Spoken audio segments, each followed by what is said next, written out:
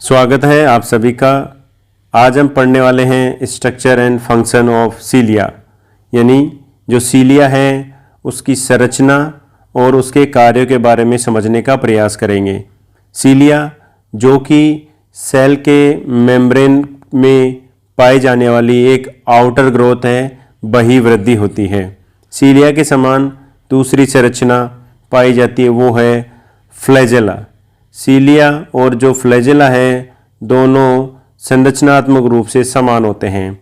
इस वीडियो में हम बात करने वाले हैं सीलिया, और जो फ्लैजेला है उसकी भी समान प्रकार की स्ट्रक्चर होती है, तो हम इसको ये भी मान सकते हैं कि ये फ्लैजेला की स्ट्रक्चर हम पढ़ रहे हैं। लेकिन हम सीलिया को मानते हुए इस वीडियो में समझने का प्रयास करेंगे, क्योंकि इनमें सीलिया और फ्लैजेला में कुछ अंतर होता है, उसको हम नेक्स्ट वीडियो में जानने का प्रयास करेंगे।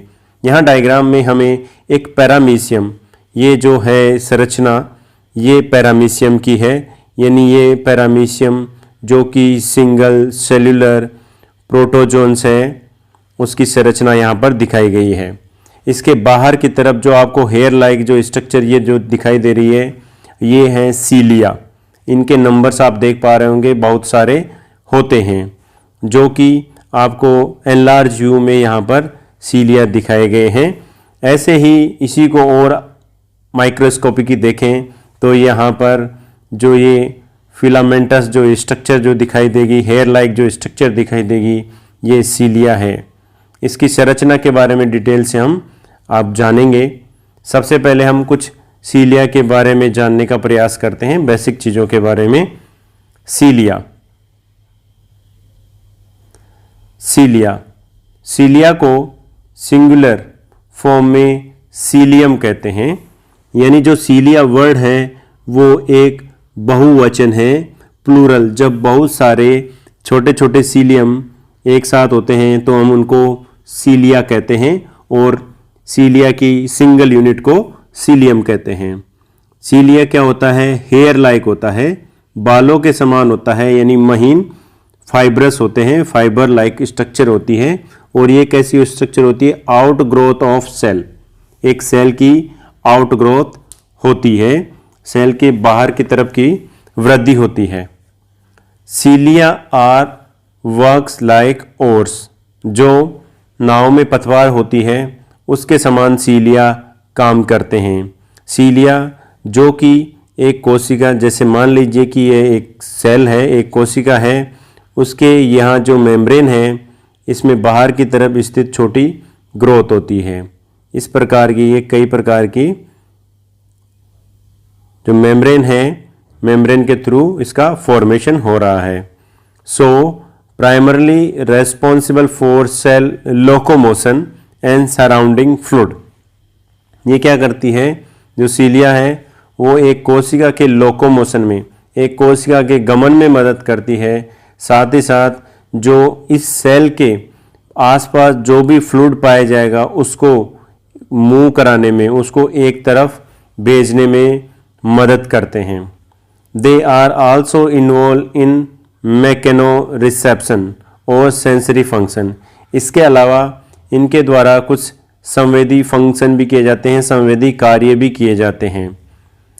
सीलिएट्स use cilia for locomotion and feeding. Ciliates जो कि प्रोटोजोअन्स में हैं, जैसे कि एक पैरामीशियम जिससे आप पूरी तरह से फेमिलियर भी हैं। पैरामीशियम में जो गमन के अंग के रूप में सीलिया पाए जाते हैं, इसके अलावा जो फीडिंग की प्रोसेस की जाती है, इसमें भोजन को अंदर लेने की जो प्रक्रिया की जाती है वो भी सीलिया के द्वारा ही की जाती है। सीलिया के द्वारा उस पानी में जहाँ पैरामीशियम पाया जाता है करंट उत्पन्न किया जाता है, करंट जनरेट किया जाता है, और उसकी वजह से उसमें फीडिंग में मदद मिलती है। अगर हम इनकी उपस्थिति की बात करें कि अकरेंस कि सीलिया कौन कौन सी कोशिकाओं में पाया जाता है, तो cilia are present in both eukaryotic cell, दोनों प्लांट एंड एनिमल सेल्स। हालांकि यूकैरियोटिक सेल और भी कई प्रकार की होती हैं, लेकिन हम इसको यहाँ पर प्लांट और एनिमल सेल की बात कर रहे हैं, तो प्लांट और एनिमल सेल में ये सीलिया पाए जाते हैं। अगर इनकी नंबर की बात करें, यानी इनकी संख्या कितनी होती है, तो संख्या इनकी बहुत सारी होती है। एवरेज इनकी ये मानी जाती है कि एक कोशिका में 3000 से 14,000 इनकी संख्या होती है। अगर इनकी साइज़ की बात करें तो 5 to 10 माइक्रोन की इनकी साइज़ होती है, यानी इनकी लंबाई होती है।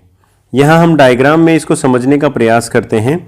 यहाँ जैसे कि एक ये मेम्ब्रेन है, एक सेल मेम्ब्रेन है। सेल मेम्ब्रेन से जुड़ा हुआ यहाँ पर हमें हेयर लाइक एक स्ट्रक्चर दिखाई दे रही है। ये जो हेयर लाइक स्ट्रक्चर है, इसको यहाँ पर बड़ा करके जो दिखाया गया है, ये इस प्रकार से अरेंज होती है, जिसमें इसका ये ट्रांसवर्स सेक्शन काट के यहाँ बड़ा करके जो दिखाया गया है, ये सीलिया की स्ट्रक्चर है, या हम कहें फ्लैजिला की स्ट्रक्चर है, क्योंकि इनकी दोनों की सीलिया और फ्लैजिला की दोनों की संरचना समान प्रकार की होती है। आगे हम और इसको समझने का प्रयास करते हैं। स्ट्रक्चर ऑफ सीलिया, या हम बात करें स्ट्रक्चर ऑफ फ्लैजिला, क्योंकि दोनों की समान संरचना होती है, इस बात का आप विशेष ध्यान रखेंगे। A cilium is made up of microtubules. Cilium किससे मिलकर बना होता है? माइक्रोट्यूब्यूल्स से। और माइक्रोट्यूब्यूल्स किससे फॉर्मेशन होता है? ट्यूबुलिन जो प्रोटीन है उससे मिलकर माइक्रोट्यूब्यूल्स का फॉर्मेशन होता है। माइक्रोट्यूब्यूल्स, जिसको हिंदी में सूक्ष्म नलिकाएं कह रहे हैं, उसके द्वारा सीलिया का निर्माण होता है। The electron microscopic study of A cilium covered with plasma membrane. Electron microscopy से ये पता चला कि जो सीलिया है वो बाहर की तरफ जो मेम्ब्रेन है, प्लाज्मा मेम्ब्रेन है, उससे कवर्ड रहता है, जैसा कि यहाँ डायग्राम में ये प्लाज्मा मेम्ब्रेन से कवर्ड किया हुआ दिखाई हमें दे रहा है। सीलिया के स्टडी के लिए हम इसको कुछ पार्ट्स में डिवाइड करते हैं, जिसमें पहला है लिमिटिंग मेम्ब्रेन, जो कि सबसे बाहर की तरफ ये मेम्ब्रेन जो पाई जा रही है उसको हम नाम दे रहे हैं लिमिटिंग मेम्ब्रेन। दूसरी जो संरचना होती है वो उसको कहते हैं एक्सियल फाइब्रिल कॉम्प्लेक्स, या जिसको हम कह सकते हैं एक्सोनीम। तीसरी जो संरचना होती है इसमें बेसल बॉडीज होती है एंड फोर्थ सीलियरी रूटलेट्स होते हैं। यानी ये जो चार पार्ट हैं इनसे मिलकर एक सीलिया बना हुआ होता है, या हम कहें एक फ्लैजिला बना हुआ होता है। समझते हैं इसकी संरचना को इस डायग्राम के थ्रू। ये एक सीलिया की ट्रांसवर्स सेक्शन काटा गया है, उसका अनुप्रस्थ काटा गया है, जिसके सबसे बाहर की तरफ एक प्लाज्मा मेम्ब्रेन पाई जाती है, और इस प्लाज्मा मेम्ब्रेन को यहाँ नाम देते हैं सीथ। इस प्लाज्मा मेम्ब्रेन के अंदर की तरफ कुछ हमें माइक्रोट्यूब्यूल्स का अरेंजमेंट दिखाई देता है। इन माइक्रोट्यूब्यूल्स अरेंजमेंट 9+2 का अरेंजमेंट होता है, यानी जो 9 से आशय यहाँ पर है, जो पेरिफ्री यानी इस मेम्ब्रेन के पास में, या हम कहें सेंटर से दूर, जो चारों तरफ परिधीय भाग पर जो हमें माइक्रोट्यूब्यूल्स दिखाई दे रहे हैं उनकी संख्या होती है 9। इसके अलावा जो बीच में हमें ये जो दो पार्ट जो दिखाई दे रहे हैं ये भी फाइब्रिल होते हैं, माइक्रोट्यूब्यूल्स होती हैं। इस तरह ये 9+2 स्ट्रक्चर बनाते हैं। इसको समझते हैं हम 9+2 स्ट्रक्चर को। जैसा कि यहाँ पर हमें एक ट्रांसवर्स सेक्शन जो दिखाया गया है उसमें 9 जो पेरिफेरल माइक्रोट्यूब्यूल्स हैं ये डबलेट्स में पाए जाते हैं, यानी ये संख्या में 2 पाए जाते हैं, ए व बी। ये इनकी संख्या कुल मिलाकर 9 होती है। 2, 3, 4, ये 5, 6, 7, 8 एंड 9। इस प्रकार ये 9 पेरिफेरल माइक्रोट्यूब्यूल्स कहलाती है, यानी परिधीय सूक्ष्म नलिकाएं जो कि द्विक में पाई जाती है, डबलेट्स में पाई जाती है। इसके अलावा जो सेंटर में जो हमें दिखाई दे रही है जिसको कहते हैं सिंगलेट फाइब्रिल, या हम इसको C1 या C2 भी कहते हैं। ये जो C1 और C2 है उनके दोनों तरफ, यानी हम कहें चारों तरफ एक सेंट्रल शीथ पाई जाती है, एक आवरण से घिरी हुई पाई जाती है। इसके अलावा ये जो पेरिफ्री में आपको जो दिखाई दे रही है संरचना, जिसको हमने पेरिफेरल माइक्रोट्यूब्यूल्स कहा गया है, ये डबलेट फॉर्म में पाई जा रही है। लेकिन जितनी भी ये नाइन्स हैं ये आपस में एक दूसरे से जुड़े हुए पाए जाते हैं, एक दूसरे से जुड़ी हुई संरचना होती है। इसको नाम देते हैं inter doublet bridge, inter doublet bridge, या हम इसको कह सकते हैं नेक्सीन, या इसको कह सकते हैं BA लिंकर्स। ये इसके नाम दिए गए हैं, यानी दो डबलेट्स आपस में एक दूसरे से नेक्सीन प्रोटीन के द्वारा या BA लिंकर्स के द्वारा या इंटर डबलेट ब्रिज के द्वारा जुड़े हुए रहते हैं।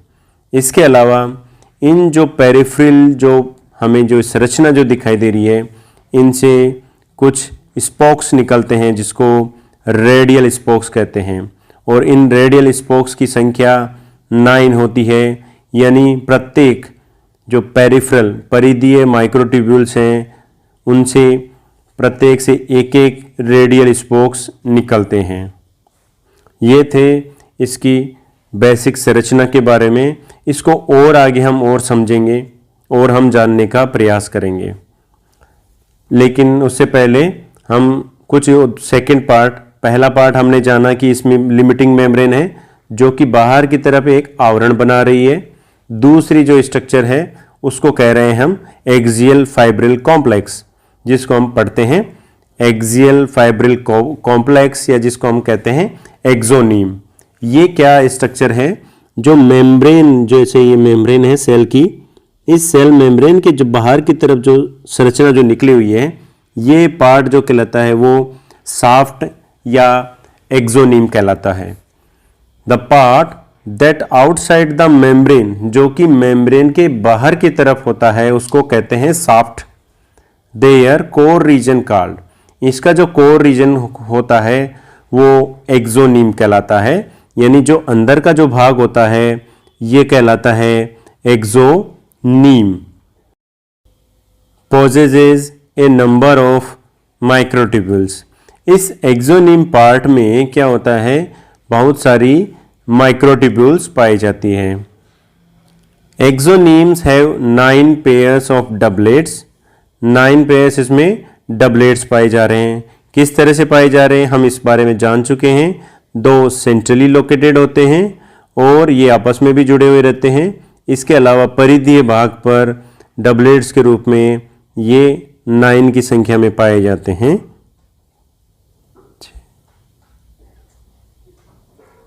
इस तरह ये आपस में डबलेट के रूप में 9 पेयर्स में पाए जाते हैं, और इनका अरेंजमेंट कैसा होता है, रेडियली ये अरेंज होते हैं।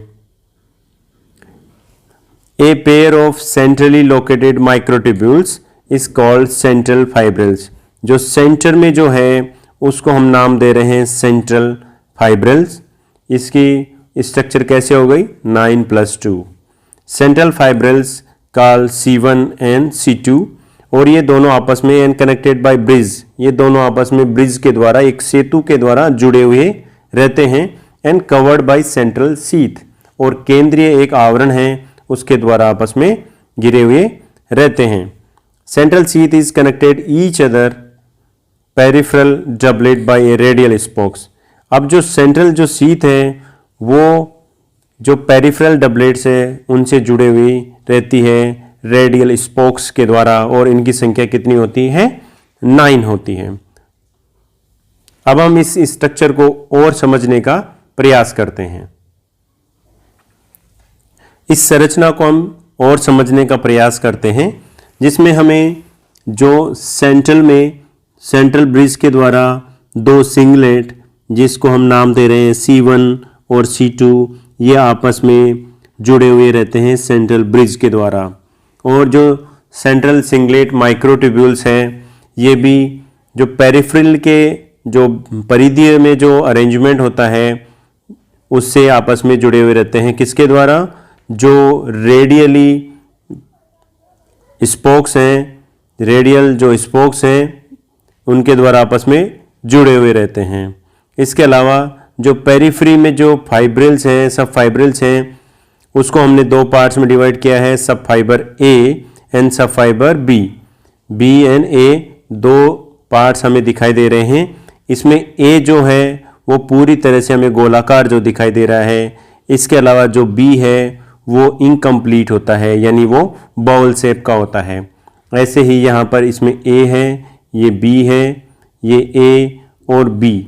जो ए है उसको हम समझते हैं सेंट्रल में पाई जाती है सेंट्रल सिंगलेट माइक्रोट्यूब्यूल्स, जिसको हम कहते हैं C1 एंड C2।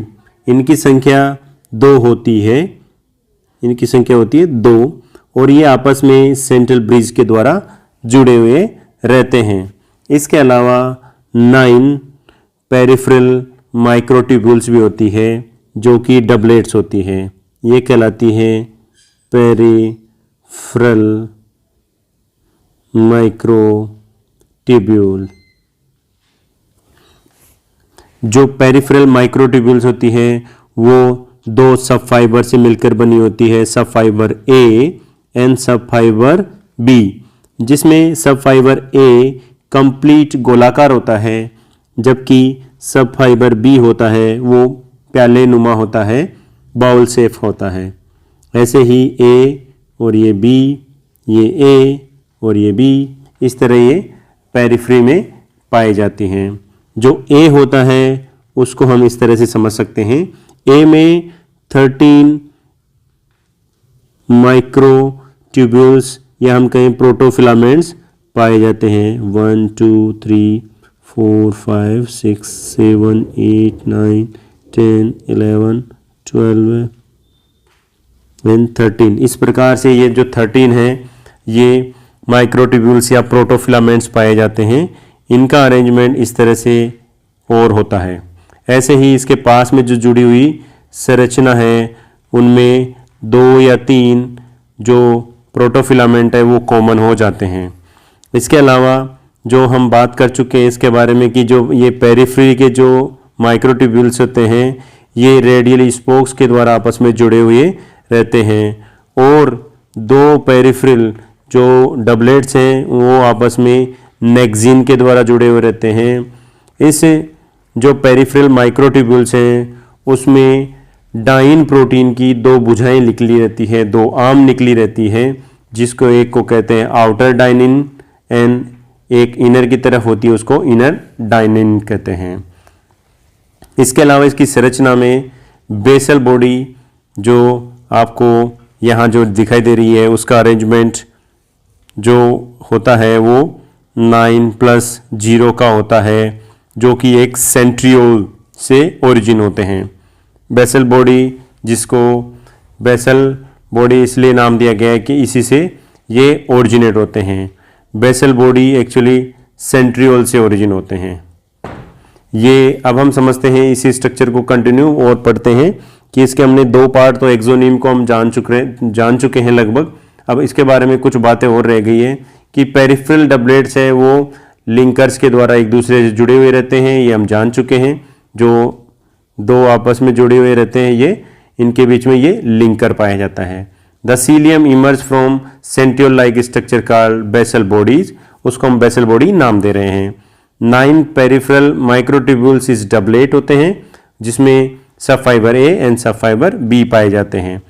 ए सब फाइबर हैव 2 डाइनिन आर्म्स, ए के पास में ये 2 आर्म्स होती हैं, एक इनर होती है और एक आउटर होती है। अब है सीलिया का थर्ड पार्ट बेसल बॉडी, इसको कहते हैं काइनेटोसोम्स। बेसल बॉडी को हम एक और नाम दे रहे हैं काइनेटोसोम, या हम इसको कहते हैं ब्लिफरोप्लास्ट कहते हैं। ये क्या होता है, साइटोप्लाज्म जो होता है यानी सेल का अंदर का जो भाग होता है उसमें 10वां भाग होता है। स्ट्रक्चर ये रिजेंबल विथ सेंट्रियोल, ये सेंट्रियोल के समान संरचना रखता है। इसके बाद में 4th पार्ट है सीलियरी रूटलेट्स। सीलियरी जो रूटलेट्स होते हैं in cytoplasm many fine structure originate from basal granules. Basal granules के अलावा यहाँ से छोटे छोटे फाइन स्ट्रक्चर निकलती है और ये सीलियरी रूटलेट्स कहलाते हैं। ये है एक बेसिक स्ट्रक्चर सीलिया की जो हमें माइक्रोस्कोप से दिखाई देती है। अब हम इसके कंपोजिशन की बात कर लेते हैं कि सीलिया में क्या क्या पाए जाते हैं, केमिकल कंपोजिशन क्या होता है एक सीलियम का। सीलियम जो कि सीलिया का सिंगुलर फॉर्म है। इसमें जो प्रोटीन पाया जाता है, लिपिड्स, कार्बोहाइड्रेट्स एंड न्यूक्लियोटाइड्स पाए जाते हैं। प्रोटीन इसमें लगभग 70 to 80% प्रोटीन फॉर्म में पाया जाता है और प्रोटीन जो पाया जा रहा है वो डाइनेनिन, ट्यूबिलिन, नेक्सिन और एटीपीएज के रूप में पाए जाते हैं। लिपिड्स 15 to 20% लिपिड भाग बनाता है। सबसे कम भाग यहाँ पर न्यूक्लियोटाइड्स का है 0.2 से ये है 0.04% इसका भाग होता है। कार्बोहाइड्रेट से 1 से लगभग 5% इसका भाग होता है। अब हम समझते हैं जो सीलिया के जो कार्य हैं उनके बारे में, यानी फंक्शंस ऑफ सीलिया। सबसे पहला इंपॉर्टेंट काम है वो है लोकोमोशन, जिसको हम पैरामीशियम में जानते हैं। इसके पैरामीशियम में इसका महत्वपूर्ण योगदान होता है। पैरामीशियम की बॉडी सीलिया के द्वारा कवर होती है और इस बॉडी के जो चारों तरफ जो कवरिंग होती है उसके द्वारा इसमें कई प्रकार के मूवमेंट, गति होती है। इसके अलावा ये फीडिंग में भी मदद करते हैं। फीडिंग यानी इसको पैरामीशियम को ही ये खाना खाने में मदद करते हैं, क्योंकि ये इसके ओरल ग्रूव्स में पाई जाती है और सीलियरी एक लाइन का फॉर्मेशन करते हैं। इसके अलावा रेस्पिरेशन पैसेज में भी मदद करते हैं। किस तरह से? Respirate keep the airways clean of mucus and dirt. जितना भी हमारा जो एयर का जो पैसेज होता है उसको, जिसमें म्यूकस और कुछ गंदगियाँ होती है, उसको बाहर निकालने में मदद करता है। Allowing us to breathe easy and without irritating, इसको हमारे ब्रेथ को इजी करता है, आसानी करता है और विदाउट इरिटेटिंग ऐसा काम करता है। इसके अलावा डिफेंस की तरह भी ये काम करता है। सीलिया हेल्प इन रिमूविंग कंटामिनेट्स, ये क्या होता है जो कंटामिनेट्स होता है उनको हटाने में मदद करता है। कंटामिनेंट्स जो हैं वो सीलिया के थ्रू बाहर की तरफ कर दिए जाते हैं। द लाइनिंग ऑफ नेजोफेरिंग्स, जिसमें नेजोफेरिंग्स की लाइनिंग और जो ट्रेकिया की जो लाइन होती है वो सीलिया के द्वारा कवर होती है और इस जो लाइनिंग है उसके द्वारा म्यूकस, बैक्टीरिया और कुछ अन्य जो पदार्थ होते हैं उनको लंग्स से बाहर किया जाता है। एक्सक्रीशन, उत्सर्जन में नेफ्रिडिया और किडनी में जो सीलिया पाए जाते हैं वो एक्सक्रीशन की प्रक्रिया को प्रमोट करते हैं। रिप्रोडक्शन में ये फर्टिलाइजेशन को बढ़ाने का काम करते हैं, फर्टिलाइजेशन में योगदान देते हैं। किस तरह से? मूवमेंट ऑफ एग, एग को ओवम से निकलने के बाद में उसको आगे मूवमेंट करने में मदद करते हैं और स्पर्म के साथ में एग का मिलान हो सके तो स्पर्म को भी आगे धकेलने का काम करते हैं। इसके अलावा मैकेनो रिसेप्टर की तरह ये काम करते हैं, जैसे हमारे कान में पाए जाने वाले स्टीरोसीलिया जो कि हमें सुनने में और बैलेंस करने में मदद करते हैं। जैसा कि हमें डायग्राम में जो दिखाई दे रहा है, यहाँ पर रेस्पिरेटरी पैसेज में ये प्राइमरी ब्रोंकस है, उसमें सीलिया का अरेंजमेंट इस तरह से होता है और इसमें इतने सारे हेयर लाइक जो स्ट्रक्चर हमें दिखाई दे रही है इसको सीलिया कहते हैं और ये कई प्रकार के पदार्थों को बाहर करने में मदद करते हैं। Thank you to all.